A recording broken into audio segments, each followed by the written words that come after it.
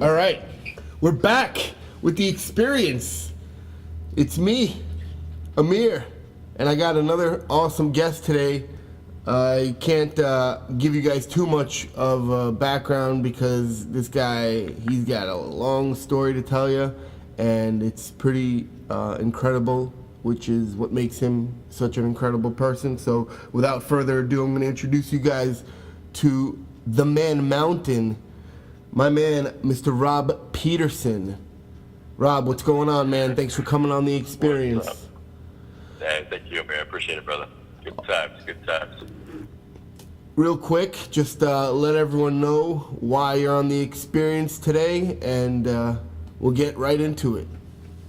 Yeah, well, I'm experienced today to share some, hopefully some fun knowledge, some fun stories, and help some people.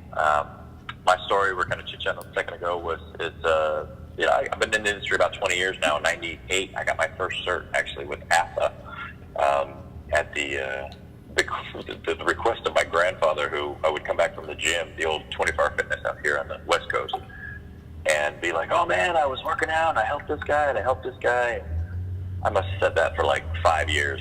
Finally, he's like, you know what? You should just get a job there and just do that. I'm like, you know what? Okay. This is before the internet, so you had to actually go places and try to find these things. And so I did, and that started my journey. And through that, I had a lot of sports. I've always been an athlete. And in 2002, I decided to go back into skating out. I'm in California, so we don't have any snow. So if you do any ice skating out here, it's expensive. So I did a lot of inline skating, and that took me into speed skating, which I did short track out here for a little bit in 2002. And they said, hey, man, you're a little too big for short track. Apollo Ono was like a little guy. He's like 5'8", I think. I'm 6'4", so there's a little difference. And they said, you should go try long track. And I got moved to Utah. So I moved to Utah for about 3 years, off and on, and did long track speed skating, where I met Derek Parra and got to train with him and a lot of Olympians. And I also, that's when core became a big deal. We didn't use the core word before then. We just said abs. And I had some, let's say, extra core training, and I got picked up to be the strength and conditioning coach at the Utah Olympic Oval. Oh, wow. So that was pretty cool. We swapped skills. So I swapped my coaching for their coaching, and so I got to train for free that first year. That was 2003.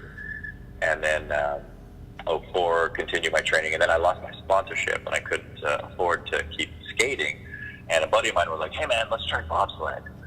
So I got into bobsledding, and then we were, bobsledding 2004, 2005, and then going for the 2006 Olympics in Torino. And I was on the 4th and the 5th place team, so I tweaked my knee, so we had to bring in another guy, and he actually pushed, and they got 4th, and then I was on another team, and I got 5th. So we were top 10 in the country there at that point. So that is cool. Awesome. Yeah, that worked out all right. A little fun fact about Rob Peterson I did not know. Yeah, that's actually where I met Todd Hayes. Back in the top of the mountain. I think that was his last year, or he was helping out some folks or something. There's all kinds of fun stories. Not with Todd, but with Noelle Pickus-Price. She got injured there. Guys, if you don't know who Todd Hayes is, he was on a previous episode. You could check him out. That was a good episode. I believe that was episode 6. Oh, 7, excuse me, episode 7. Go ahead. I'm sorry. Yeah, great guy. Oh, no, no worries. No worries. Yeah, good guy. Fierce better. So then I came back home, and I was getting ready to train for football to go back to school and just get stuff squared away. And then I tore a tendon in my foot, peroneal tendon, which is not a fun tear, and it took me about 9 months to recover. And I'd always helped people get better, just like movement-wise. I was always making sure nobody ever got hurt, but that really kind of pushed me into the therapy realm of training.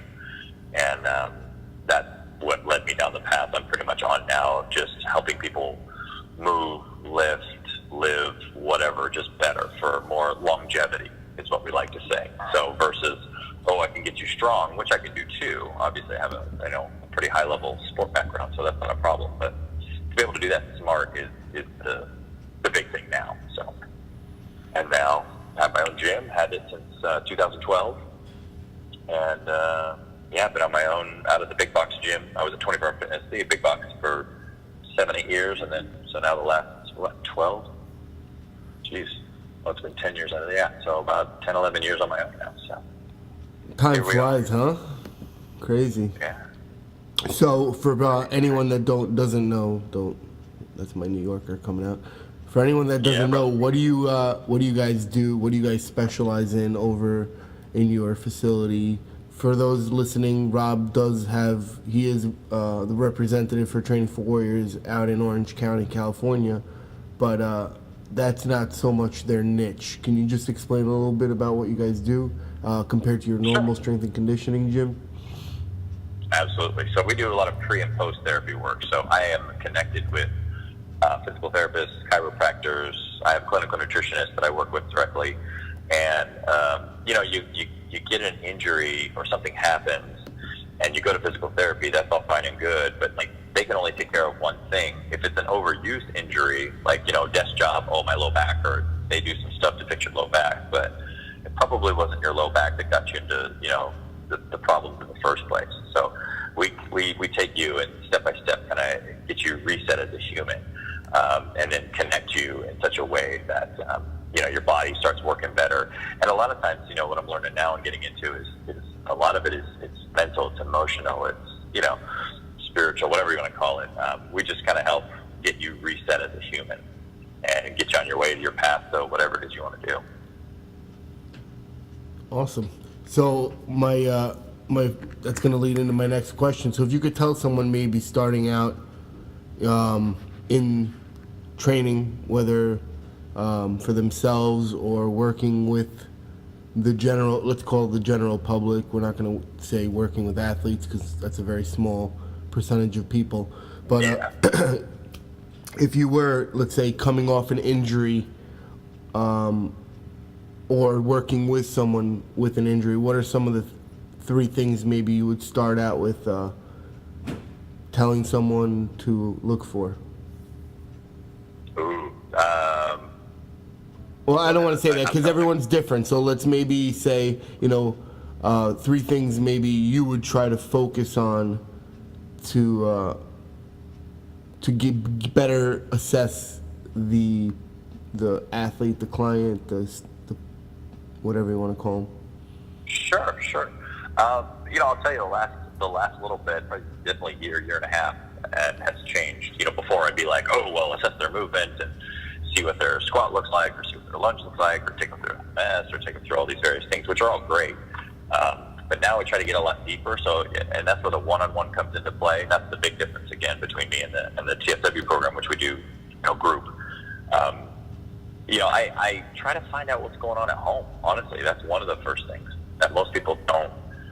Not say they don't care. I think we all hopefully care, but pay attention to. So, hey, how's the love life? How's the whatever? How's the work? How's whatever's going on? If there's a lot of stress in their life, they're going to find that they'll have a lot of posture change. They won't react well. They won't recover well at all.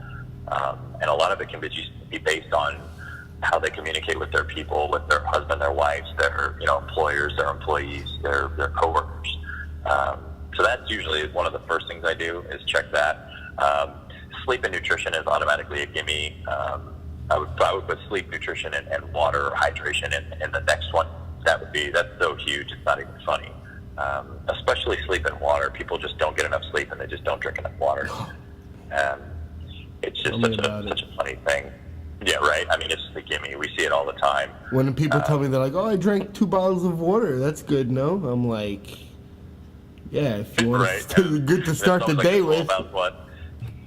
Exactly, yeah. You just pound those, is that after each beer, or is that just for the day? Come on. Yeah. And then the last one that I would look at is how they're moving and what's going on, and generally posture. Posture is usually the biggest one, or structure, however you want to phrase that. How they look when they come in the door, and then how they move. I honestly just have people walk around, or I automatically assess now. It's in my DNA. Like anybody walks in front of me, you've just got to assess whether you want to or not. But that's usually the next thing I'll check is just how they move. So the movement is usually one of the last things I actually look at these days, because I want to know where their head's at. I want to know, how they're hydration is. I want to know how their food is, and all those things are so connected that if I can fix those, then you'll generally see an improvement in their posture or movement immediately if you just have a talk with somebody. It's pretty interesting. That's awesome. I was wondering, being that that the movement, I don't want to say the movement craze, the healthy movement capabilities are the functional capabilities of a human being are much more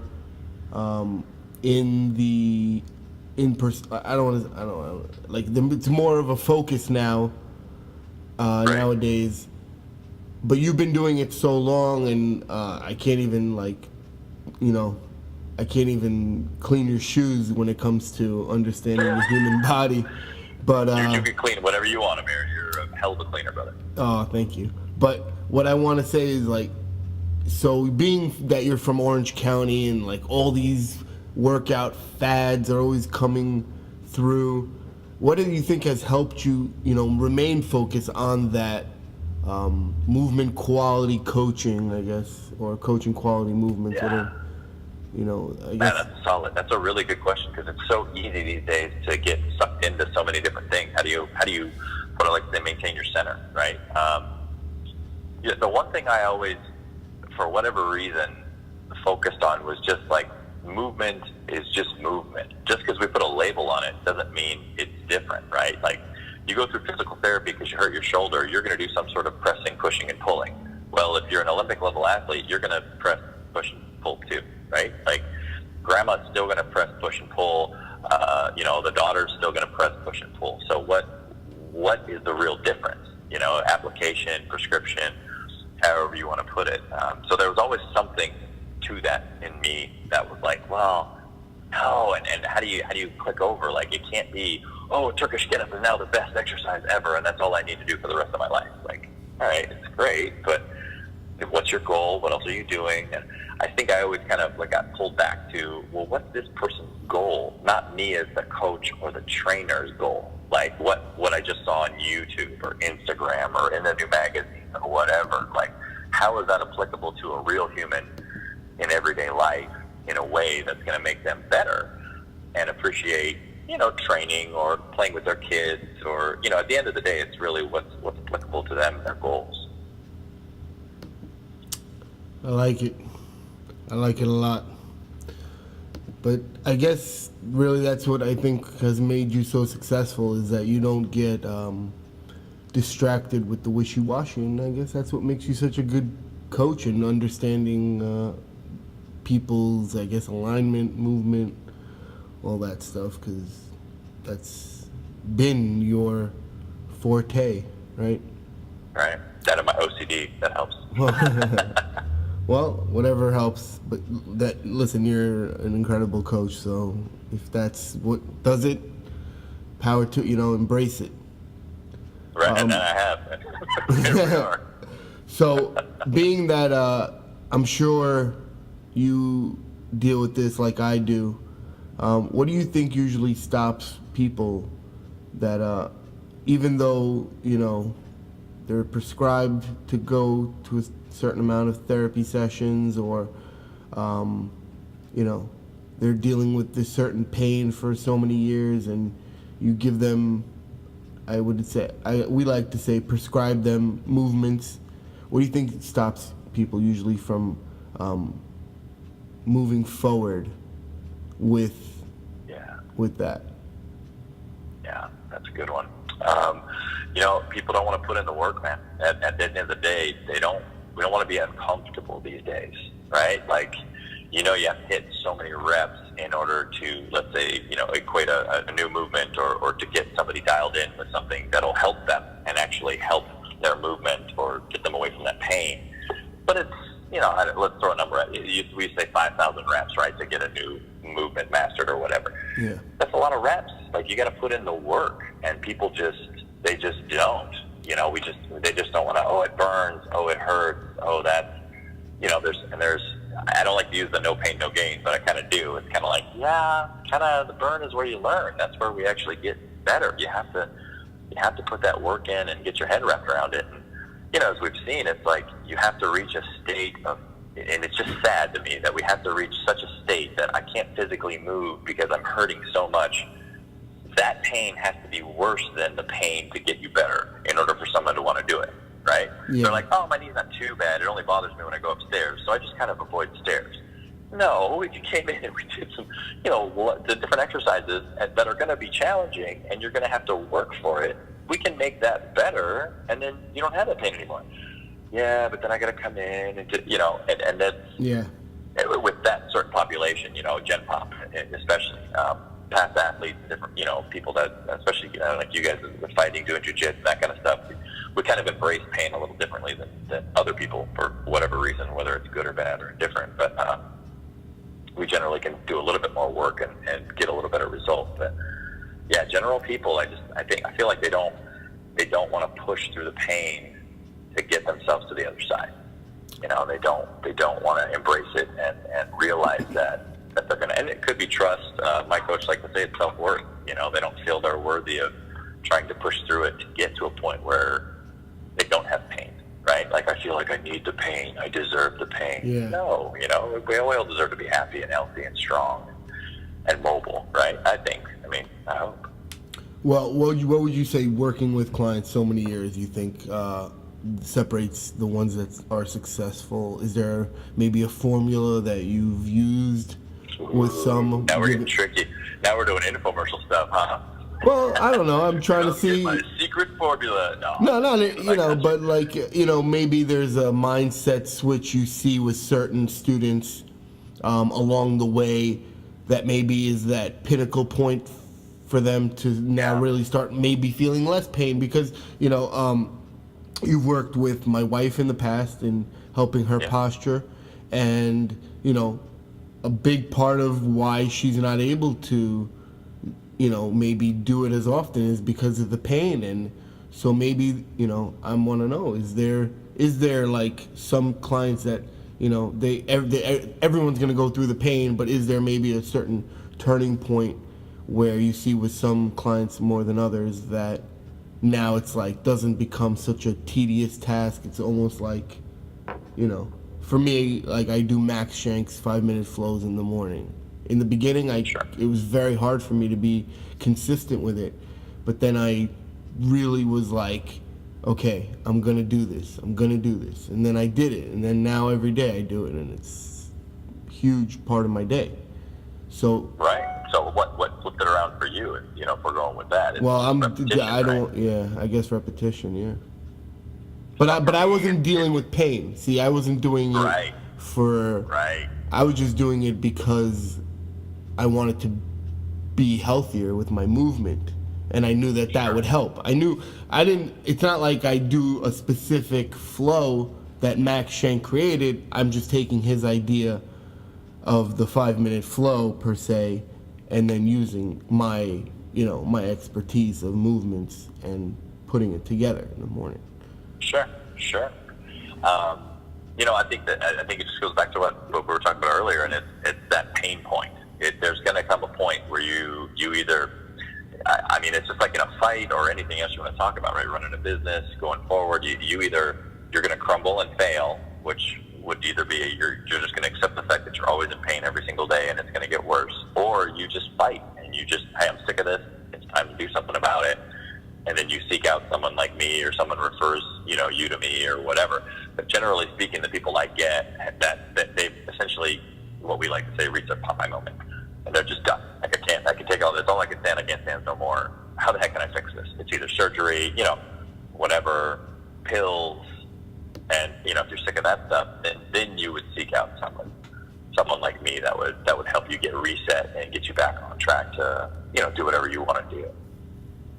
So those are the people that I feel like that's the majority of my client base, honestly. And they're the ones that stick around the longest and that, usually don't leave. I've got people that have been with me 15 years. So wow. And that's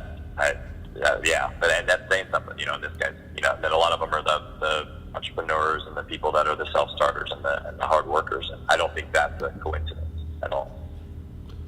All right. Cool. What I wanted to ask you was, when it comes to, like you said, dealing with people for that long of time, what like what are some progression, like what is the goal, maybe I would say, because there's, like we said, there's going to be that point that they come to you where they're just dealing with so much pain, and maybe they don't want to deal with any doing the drugs, the painkillers. Right. Yeah. When does it go from pain management to now movement capabilities? That's really interesting. I don't know if that's the right question, though. I guess, yeah. From taking them away out of the pain into now just like you've noticed the general, yeah. Sure. So I'm gonna answer this two ways. One, how I would have answered like 3 years ago, and then two, how I answered now. But most people, they'll do the, okay, we're gonna progress. You're gonna go through this. That would be therapy, right? We're gonna go through therapy movements, very specific for XYZ issue. Let's use the shoulder. And we're going to do a very specific shoulder this. Some people, if you're FMS or like, I used to read Shank stuff too. I like him a lot. You're doing, sometimes you can do neural flossing. You can do, all these things. And then we're going to progress you into this. And that's all fine and good. But as I said earlier, movement is movement, right? So why not progress them through most things in one shot? So nowadays what I do is I like to just take the prescription of movement, connect it, and utilize some principles that we do principle-based training at this point, and utilize like gravity, peristalsis, connection, these types of things that help anchor a human and make them just a better human. But also, like the key word, one of the keys there is the connection. Like, again, going back to what I said earlier, what is the issue? I'm hurting. Why are you hurting? Are you hurting because actually physically you broke something? Or is your nutrition and your relationship with, who knows who so bad that you can't sleep at night, so you can't recover, so that you're perpetually hurting yourself? Or is your job so horrible that you go in and you're just stressed? And I know you've seen it, end of the day coming. You guys are New Yorkers. I feel like a lot of times you're perpetually Wait till you come out here. I'm so excited. I can't even tell. And I love going out to New York. I love you guys. Because you guys shoot straight. Like, that's what I respect. Out here where it's just wishy-washy and silly. But and that's a whole other level of stress that they put on themselves because they're fake, right? What did you put up front? It's facade. Or you're just so angry all the time. So if you're like that, what happens, right? Blood pressure goes up. I'm changing my hormones. I'm not as hungry. I'm not as whatever. Things are, you see what I'm saying? Like, everything's so going out of whack. That we're connecting with, that's how I look at it now. And some people are doing pieces of that, but, with, just how I'm doing stuff now. That's how I'm doing stuff now. What we call Chung Fu. It's the art of you, man. Everybody's different. We have to go through and figure out what you have and what's going on in your life as a human versus what's going on with your wife versus what's going on with your friend versus, because we're all different, but we're all the same, right? Like we're all special and we're not special. Like that's the big joke. I can't wait. I'm so pumped for you to get here. Me too, brother.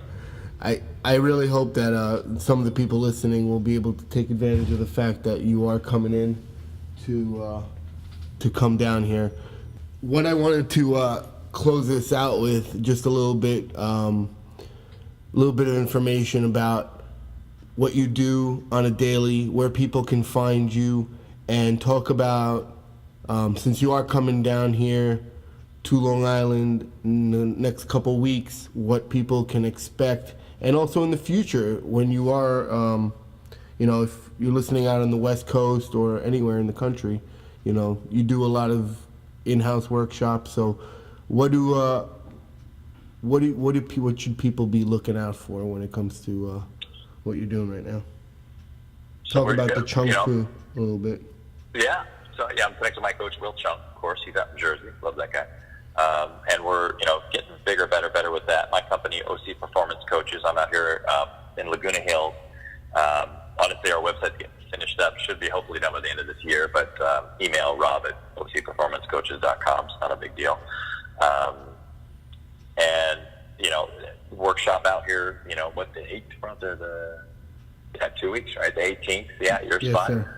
And then, next year plan on doing some more floating around.